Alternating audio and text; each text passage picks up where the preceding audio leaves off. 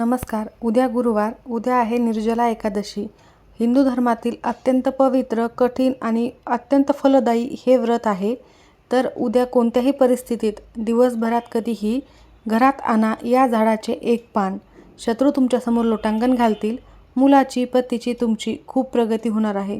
तर असे कोणत्या झाडाचे पान तुम्हाला घरी आणायचे आहे, त्याचे काय करायचे आहे, सविस्तर माहिती आपण या व्हिडिओमध्येच बघणार आहोत. त्यामुळे स्किप न करता शेवटपर्यंत बघा. माहिती आवडल्यास लाईक, शेअर, सबस्क्राईब करून बेल आयकॉनला आवर्जून प्रेस करा. कमेंट बॉक्समध्ये ओम नमो भगवते वासुदेवाय नमः लिहायला अजिबात विसरू नका. वर्षभरामध्ये एकूण 24 एकादशी असतात. तर मैत्रिणींनो, या 24ही एकादशीचे पुण्यफळ प्राप्त करायचे असेल आणि तुम्हाला या दिवशीच्या व्रताचे पुण्यफळ प्राप्त करायचे असेल, उपवास जरी करणे शक्य नसेल तरीही तुम्हाला हा उपाय केल्याने तुमच्या आयुष्यातील सर्व समस्या या नष्ट होतील. कारण एकूण 24 एकादशीचे पुण्यफळ प्राप्त करून देणारी ही एकादशी आहे. वर्षभरातील सर्व एकादशीचे पुण्य मिळते, दीर्घायुष्य वाढते, आरोग्य लाभते आणि सर्व पापांचा नाश होतो आणि मोक्षप्राप्ती होते. अशी ही अत्यंत महत्त्वाची तिथी तुम्ही अजिबातच सोडू नका. तर हा साधासुद्धा दिवस नाही आहे. शेवटपर्यंत व्हिडिओ बघा. अर्धवट माहितीने काहीही साध्य होत नाही. हा इतका महत्त्वाचा दिवस आहे की या एकादशीला भीमसेनी किंवा पांडव एकादशी असे देखील म्हटले जाते. जर तुमची आर्थिक प्रगती होत नसेल, सतत पैशासंबंधित काही ना काही अडचणी येत असतील, तुमच्या कष्टाला, मेहनतीला यश मिळत नसेल, मुलं तुमची खूप हुशार आहेत, खूप बुद्धिमान आहेत, परंतु त्यांची प्रगती होत नसेल, अभ्यासामध्ये त्यांचे लक्ष लागत नसेल, तुमच्या पतीचा एखादा उद्योग व्यवसाय आहे किंवा नोकरी आहे, त्यामध्ये प्रगती होतच नाही आहे, त्याच स्थितीमध्ये आहे, असे जर असेल किंवा काही शत्रू असतात जे आपल्या तोंडावर गोड बोलतात आणि आपल्या माघारी आपल्याविषयी कटकारस्थान रचत असतात, वाईट निगेटिव्हिटी पसरवत असतात, म्हणजेच काय तर नकारात्मकता त्यांच्या विचाराने आपल्यावर प्रभावी होऊ नये यासाठी अशा विशेष तिथीवर उपाय करणे खूप गरजेचे आहे. असे शत्रू त्यांची बुद्धी पालट करण्यासाठी हा उपाय खूप फायदेशीर ठरणार आहे. जे शत्रू तुम्हाला वारंवार त्रास देत असतील त्यांची नक्कीच त्रास देण्याची क्षमता ही कमी होणार आहे आणि ते तुमच्याविषयी चांगला विचार देखील करतील. कारण आपल्या धार्मिक मान्यतेमध्ये आणि आपल्या हिंदू धर्मामध्ये काही असे दैवी शक्ती असलेले झाड आहेत ज्याचे अनन्यसाधारण महत्त्व आहे, ज्यांच्या पानाच्या, फुलांच्या किंवा फळांच्या किंवा मग जे फांद्या असतात त्याच्याच देखील समिधा म्हणून वापर आपल्या यज्ञात, होम हवनामध्ये केला जातो आणि बाकीच्या अवयवांचे जसे पान, फुलं याचे प्रत्येक पूजेमध्ये विशेष स्थान आहे. त्यासाठीच आपल्याला असेच दैवी शक्ती असलेले एक महत्त्वाचे झाड आहे, त्याचे एक पान तुम्हाला घरी आवर्जून आज आणायचे आहे. हा दिवस इतका महत्त्वाचा आहे की महाभारतानुसार युधिष्ठिर, अर्जुन, नकुल, सहदेव आणि द्रौपदी हे सर्वजण प्रत्येक एकादशीला कडक उपवास करत असत, परंतु भीम हा अहोरात्र भुकेला राहू शकत नव्हता. कारण त्याच्या शरीरात वृक नावाचा एक अग्नी अतिशय प्रज्वलित होता. भीम उपवास करू शकत नसल्याने त्याला पाप लागेल अशी भीती वाटत होती.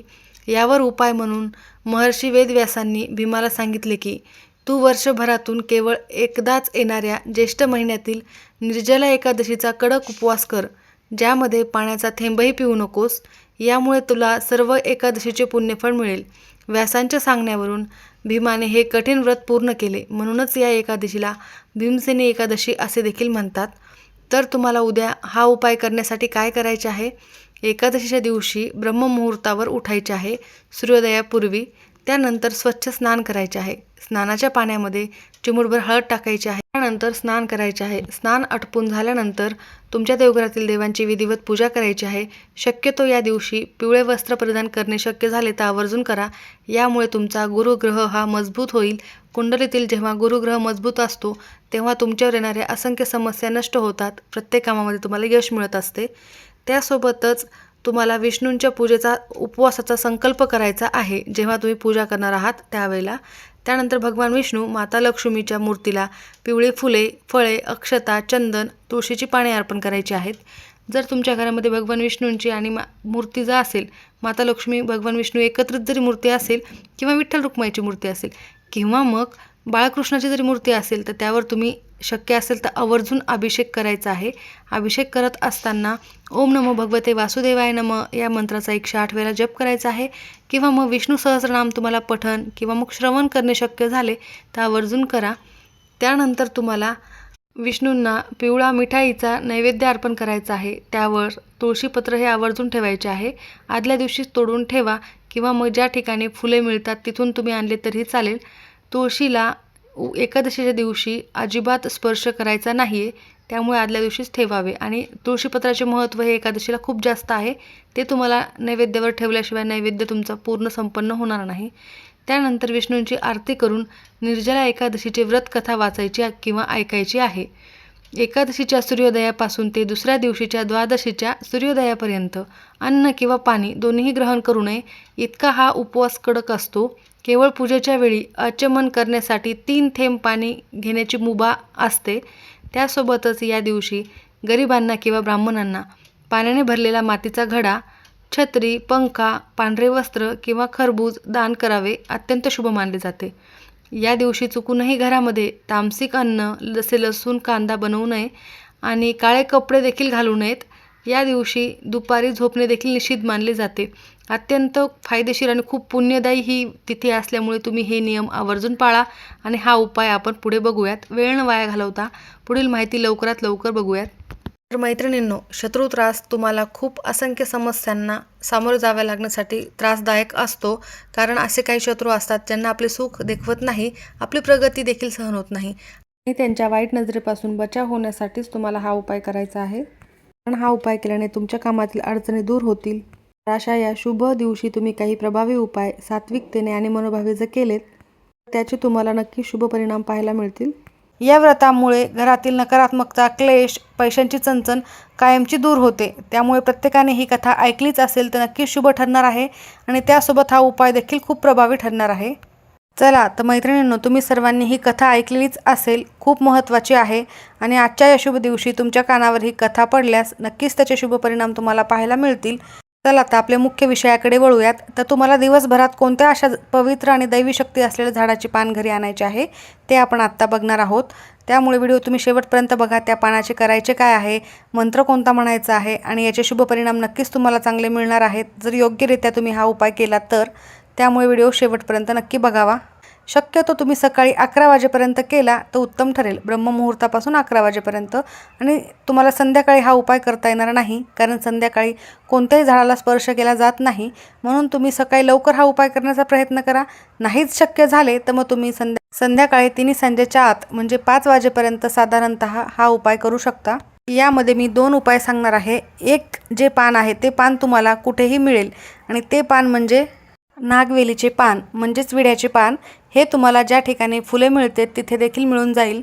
तर विड्याचे पान हे आपल्या सनातन हिंदू धर्मामध्ये अत्यंत पवित्र, शुभ आणि पूजनीय मानले जाते.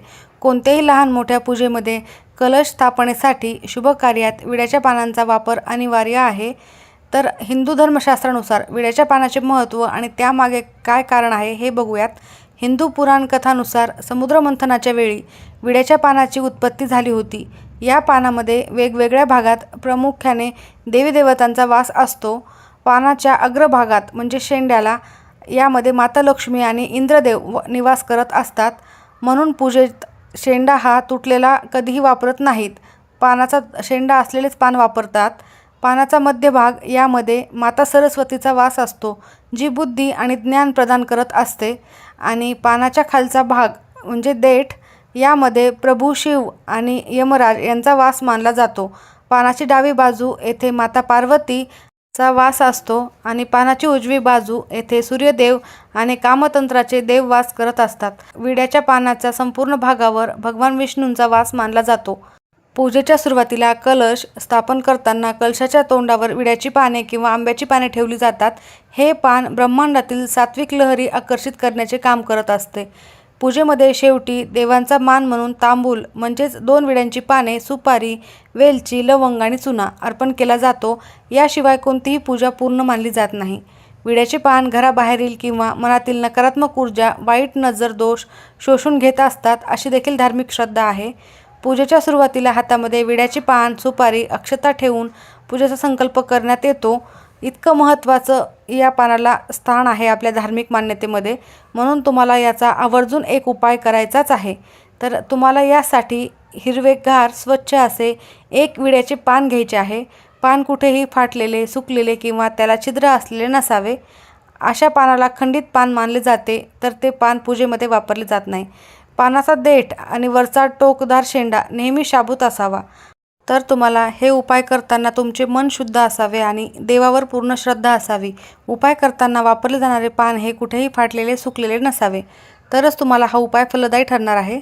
तर तुम्हाला हा उपाय करण्यासाठी सकाळी लवकर उठायचे आहे, ब्रह्ममुहूर्तावर स्नान करायचे आहे आणि त्यानंतर देवांची विधिवत पूजा करून लगेच हा उपाय केला तरीही चालेल.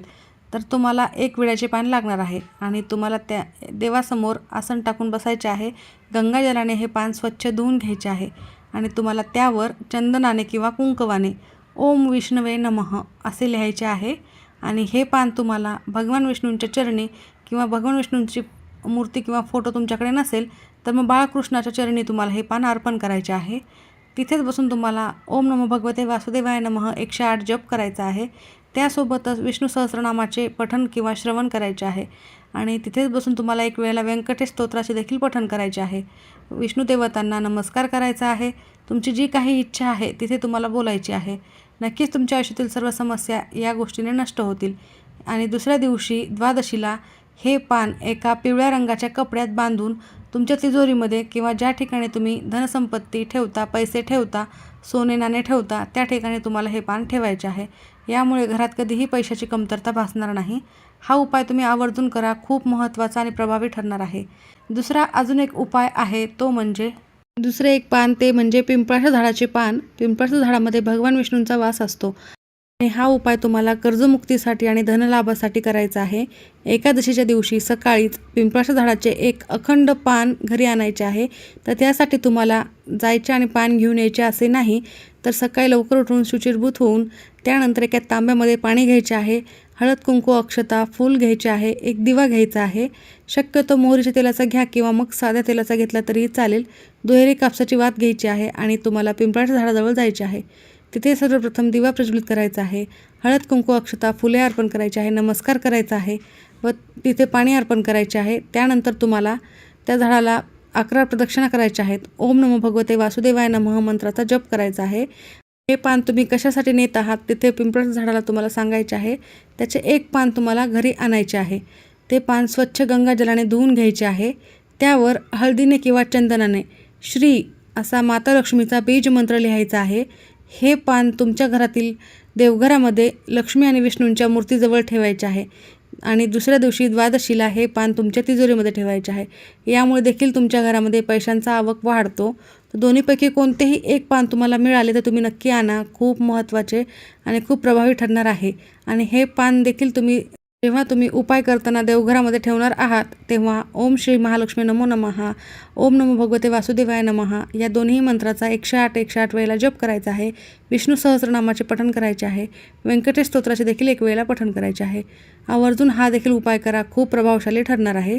उपाय करताना तुमचे तोंड पूर्व किंवा उत्तर दिशेला असावे. एकादशीच्या दिवशी घरामध्ये पूर्णपणे सात्विकता असावी. कांदा, लसूण टाळावे आणि या नियमाने तुम्ही हा उपाय जर केला तर निश्चितच प्रभावी ठरेल. ज्या घरामध्ये सुतक असेल त्या घरात कोणालाही हा उपाय करता येणार नाही. स्त्रियांना मासिक धर्म असेल तर त्या सोडून इतर कोणीही हा उपाय केला तरीही चालेल. घरामध्ये कधीही करू शकता. संध्याकाळी फक्त करायचा नाही आहे. आवर्जून करा. माहिती आवडल्यास नक्की लाईक करा. सर्वांचे खूप खूप धन्यवाद.